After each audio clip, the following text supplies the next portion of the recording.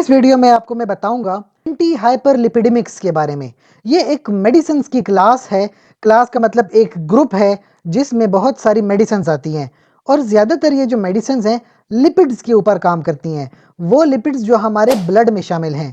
Lipid کو سادہ سے الفاظوں میں بیان کروں تو چکنائی جو ہوتی ہے جو ہم کھانوں سے حاصل کرتے ہیں وہ چیز جس میں کولیسٹرول کا نام آپ جانتے ہو. تو ایسے مارکیٹ میں میڈیسن اویلیبل ہوتی ہیں جو آپ کے کولیسٹرول کے لیول کو کنٹرول کرتی ہیں.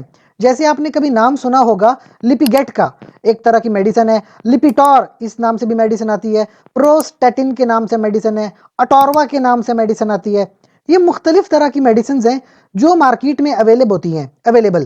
سب سے پہلے تو آپ کو یہ سمجھنا چاہیے نا کہ لپڈ پروفائل ہوتا کیا ہے. آپ کبھی گئے ڈاکٹر کے پاس اور اس نے لپڈ پروفائل کروایا تو لپڈ پروفائل میں ایک چیز ہوتی ہے کولیسٹرول، ہمارے خون میں ہے. ایک ہوتی ہے اس کی ڈیزائریبل رینج، ایک ہوتا ہے بارڈر لائن اور ایک ہوتا ہے ہائی رسک. تو ڈیزائریبل ہمیشہ کولیسٹرول آپ کا 200 سے کم ہونا چاہیے. لیکن اگر کسی کا کولیسٹرول 200 سے 239 کے بیچ میں ہے تو دیکھیں آپ بارڈر لائن پہ ہیں. آپ کو کھانا کھانے کے ساتھ احتیاط کرنا چاہیے کہ آپ کھانے میں چکنائی والی چیزیں نہ کھائیں.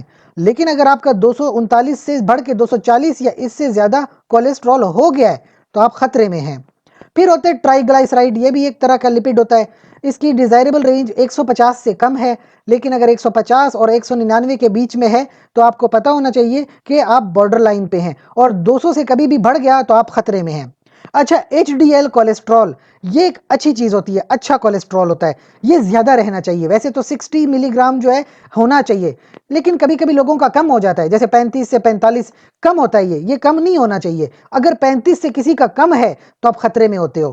اس کے علاوہ نا ایل ڈی ایل یہ جو ہوتا ہے یہ بیڈ لپڈ ہوتا ہے. یہ کم ہونا چاہیے. زیادہ تر تو 60 اور 130 کے بیچ میں ہوتا ہے. لیکن اگر کسی کا 130 سے بڑھ گیا 159 تک ہے تو آپ کو پتا ہو کہ بارڈر لائن ہے، اور 159 سے بڑھ گیا تو آپ خطرے میں ہیں. کم ہونا چاہیے. تو یہ کسی بھی انسان کی لپڈ پروفائل ہے. اب اگر کسی انسان کی یہ لپڈ پروفائل خراب ہے، یعنی اس کا کولیسٹرول بڑھ گیا ہے یا اس کی باڈی کے اندر جو ہے ٹرائیگلائسرائڈ زیادہ ہے، ایل ڈی ایل زیادہ ہے، تو پھر کیا کیا جاتا ہے کہ مختلف طرح کی میڈیسنز ہیں جو استعمال کر کے لوگ اپنا لپڈ پروفائل ٹھیک کر سکتے ہیں. ایک کلاس ہوتی ہے ایچ ایم جی کو اے ریڈکٹیز انہیبیٹر. یہ ایک طرح کا گروپ ہے میڈیسن کا. فیبرک ایسڈ ڈیریویٹو ایک دوسری طرح کا گروپ ہے. بائل ایسڈ سیکویسٹرنٹ یہ ایک تیسری طرح کا گروپ ہے. Inhibition of L D L oxidation یہ ایک چوتھا گروپ ہے. اور کچھ مسلینیس ایجنٹس جو ایک الگ سا گروپ بناتے ہیں. تو 5 گروپ کی میڈیسنز ہیں جو آپ کھا کے اپنا کولیسٹرول یا اپنے باقی جو آپ کے لپڈ پروفائل کنٹرول کر سکتے ہو. جیسے کبھی آپ نے نام سنا ہو اسٹیٹین کا.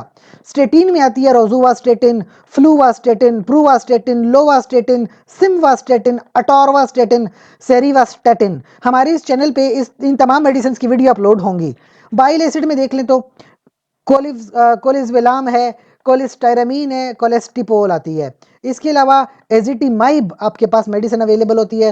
فینوفیبرک ایسڈ آتا ہے، جم فائبروزل آتا ہے، پھر ہے ایوولوکوماب آتا ہے، ایلیروکوماب آتی ہے میڈیسن، اور نایاسن یہ ایک الگ میڈیسن ہے. یہ مختلف طرح کی میڈیسنز ہیں جس کا ہم ریویو کریں گے اپنے چینل کے اوپر، اور آپ کو ان میڈیسن کے حوالے سے جانکاری دیں گے. اس کے علاوہ اگر آپ کا کوئی سوال ہو کولیسٹرول کے حوالے سے یا لپڈ پروفائل کے حوالے سے تو کمنٹ سیکشن میں پوچھیے. ساتھ ہی چینل کو لائک کریں، کمنٹ کریں، شیئر کریں، سبسکرائب کریں. شکریہ.